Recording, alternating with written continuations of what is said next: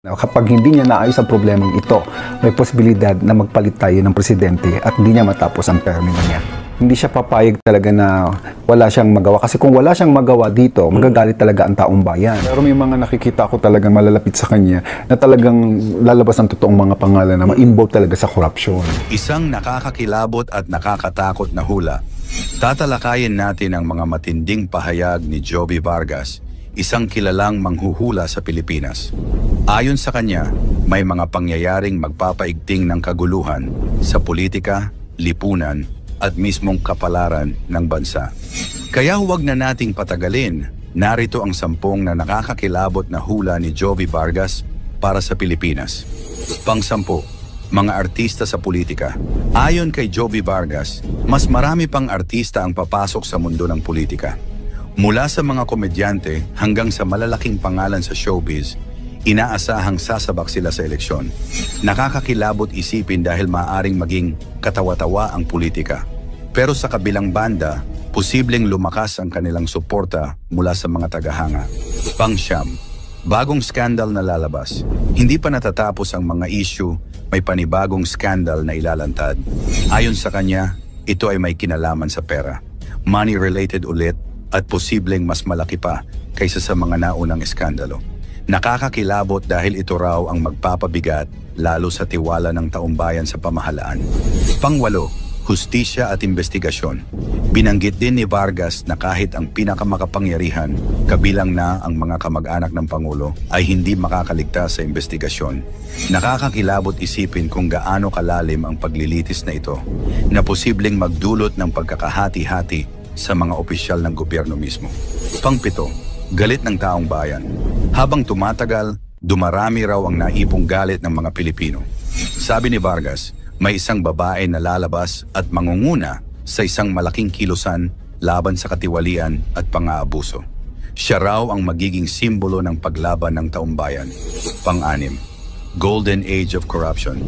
Pinangalanan pa mismo ni Vargas ang kasalukuyang panahon bilang Golden Age of Corruption. Napakatindi raw ng mga anomalya na halos lahat ng antas ng gobyerno ay may bahid ng katiwalian. Nakakakilabot isipin na baka ito na ang pinakamadilim na kabanata ng ating kasaysayan. Pang-5, Transition President. Ayon kay Vargas, posibleng hindi matapos ng Pangulo ang kanyang termino. Maaaring magkaroon ng Transition President bago matapos ang kasalukuyang administrasyon. Isa itong nakakakilabot na senaryo dahil magdudulot ito ng kawalan ng katiyakan sa bansa at posibleng kaguluhan sa ekonomiya at politika. Pang-4, mga senador at kongresista. Pinangalanan din ni Vargas ang ilang personalidad na magkakaroon ng malakas na papel. Chis Escudero, magiging malakas ang impluensya. Joel Villanueva, may laban na haharapin. Jinggoy Estrada, babalik sa kontrobersya. Grace Poe, may malinis na imahe pero sasabak sa matinding laban. Vilma Santos at Ralph Recto, may malaking papel sa politika. Bato de la Rosa, haharapin ang kanyang mga sariling issue. Salceda at Romualdez, lalong sisikat sa politika. Nakakakilabot dahil malinaw na mas lalong lalalim ang hidwaan sa loob ng Senado at Kongreso. Pang-8, mga rally at protesta. Magiging mas malakas pa raw ang mga kilos protesta. Hindi lang simpleng pagtitipon, kundi posibleng kasing lakas ng people power ang mangyari. Ayon sa kanya, mas marami pang Pilipino ang lalabas sa lansangan para ipaglaban ang kanilang karapatan laban sa katiwalian. Pang-2, posibilidad ng pagbagsak ng Pangulo direkta niyang sinabi. Kung hindi maayos ng Pangulo ang mga problemang ito, may posibilidad na hindi niya matapos ang kanyang termino. Isang nakakakilabot na hula na nagdadala ng malaking tanong. Handa ba ang Pilipinas sa isang biglaang pagbabago ng liderato? At ating number 1, kapalaran ng Pilipinas. At ito na ang pinaka-nakakatindig balahibo. Ayon kay Jovi, ang hinaharap ng Pilipinas ay alanganin. Kung tuluyan ngang bumagsak ang kasalukuyang pamahalaan, masusubok ang bayan sa gitna ng kaguluhan. Pero may liwanag dahil sa susunod-sunod na mga pangulo, sa ikatlong presidente pa, makikita ang tunay na pagbabago at pag-angat ng bansa. Ibig sabihin mahaba pa ang daan pero may pag-asa. Ang tanong, Kaya ba nating pagdaanan ang lahat ng ito bilang isang nagkakaisang bayan? Tandaan, mangyari man o hindi ang mga hula, lagi nating tandaan na sa Diyos lang tayo magtiwala, hindi sa mga manghuhula. Year 2026 is a year of fears. Ito yung taong 2026 ay taong ng mabagsik na apoy, tubig at dugo. So sa nabubuhay na naman ang bloody year. Pagdating ng hamon ng kalikasan, ang dami pong nasawi. Marami po talaga. As in marami. 2 bagyo na maglalandfall na kasing lakas ni Guni at ni Yolanda. Dahil sa baha, ang dami ring nasawi na ng kuryente. Halos lahat ng bagyo sinabayan ng lindol. Ito yung pinaka-worst talaga dito kasi yung bagyo, kahit umuulan lang siya, may bagyo na habagat lang ang dating, malakas ang buhos ng ulan pero sinasabayan ng mga ilang paglilindol. Yung Indonesia kawawa kasi alam mo ba by next year, halos yung mapa ng Indonesia, kalahati nun halos lubog. 6 na bulkan na mag-eruption. Pero yung 6 na bulkan sa taong 2026, dito sa bansa natin mag-eruption po. Ang top 10 predictions ni Rudy Baldwin para sa taong 2026 Part 1. Patapos na ang 2025 at sinimulan ni Rudy Baldwin ang kanyang mga prediction. Ayon sa kanya, ang taong 2026 ay hindi lang basta taon. Ito raw ay year of fears. Year 2026 is a year of fears. Isang taon ng apoy, tubig at dugo. Hindi biro ang babala niya. Ito yung taong 2026 ay taon ng mabagsik na apoy, tubig at dugo. Mula sa kalikasan hanggang sa krimen, sa pandemya at aksidente, marami ang nakataya. Narito ang top 10 predictions ni Rudy Baldwin para sa taong 2026. Pang-10. Ulan na walang tigil at 2 super typhoon. 2 bagyo na maglalandfall na kasing lakas ni Guni at ni Yolanda. Isa sa mga unang sinambit ni Baldwin ay ang patuloy na ulan na walang tigil. Sa kanyang vision, hindi katulad ng mabagsik na bagyo na biglang lilipas. Ang taong 2026 ay may ulan na hindi tumitigil, na umaabot ng ilang araw, na kasama ang mahinang hangin.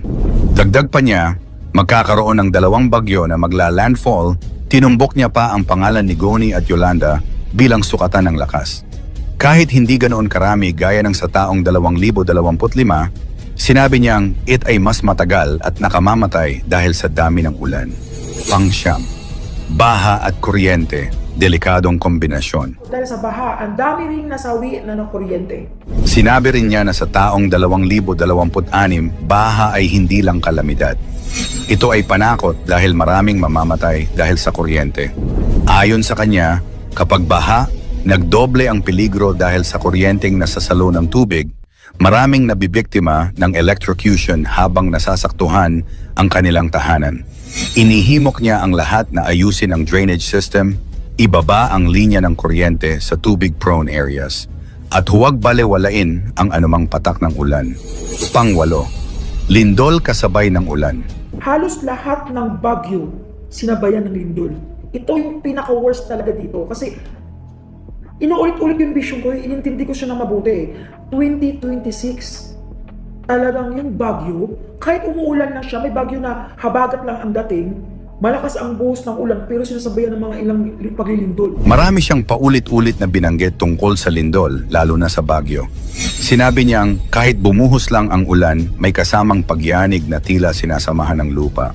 Ang kanyang vision ay maraming landslide sa mga lugar tulad ng Aklan, Abra, Baguio, Batanes, Bicol at iba pa.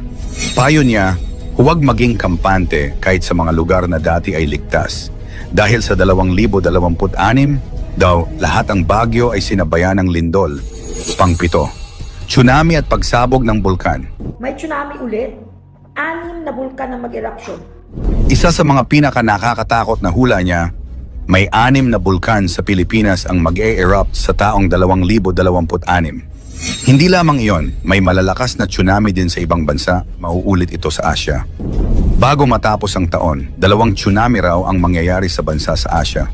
Sinabi rin niyang may isa sa mga bulkan na matagal ng tahimik ang magising biglaan, hindi total explosion, ngunit babala na ito, pang-6. Aksidente sa dagat at pagbagsak sa karagatan. Baldwin ay nagsabi ng pangitain sa pagbagsak ng eroplano sa tubig at aksidente sa karagatan, maging sa Pilipinas at sa ibang bansa. Hindi lang simpleng aksidente, maraming hindi na mabubuhay, lalo na yung sumabak sa karagatan o lumubog. Dagdag pa niya, kahit sa yate, maging maingat. Maraming magsasagawa ng paglalakbay sa dagat sa 2026, pero may panganib. Panglima, sunog sa simbahan, terminal at public spaces. Isa sa mga sobrang nakakagulat na hula ang pagtalon ng apoy sa mga lugar na itinuturing na banal o pampubliko.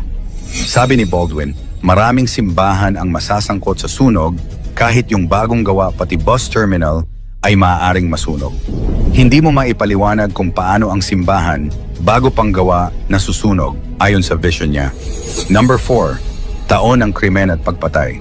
Sa kanyang hula, sinabi niyang ang 2026 ay isang bloody year. Ang kriminalidad ay tataas. Maraming artista, vlogger at personalidad ang maaaring mapatay sa harap ng kamera o sa publikong lugar. Pangatlo, 3 pandemya at 1 bakterya. Malamang ito ang isa sa mga pinakakakaiba at nakababahala na hula.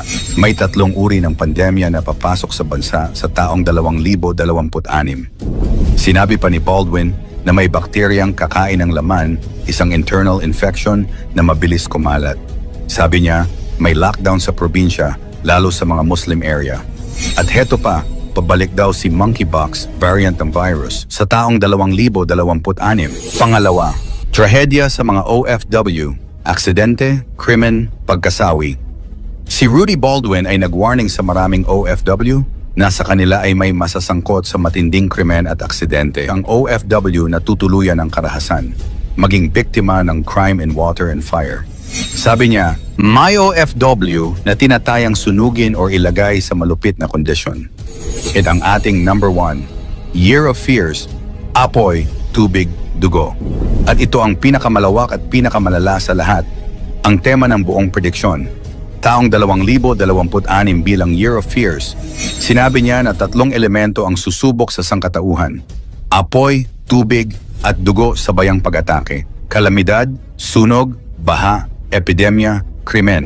Sabi niya, mabagsik na apoy, tubig at dugo. Hindi ito simpleng prediksyon, kundi babala para maghanda ang bawat Pilipino. Mangyari man o hindi ang mga hula, sa Diyos tayo dapat magtiwala, hindi sa mga manghuhula.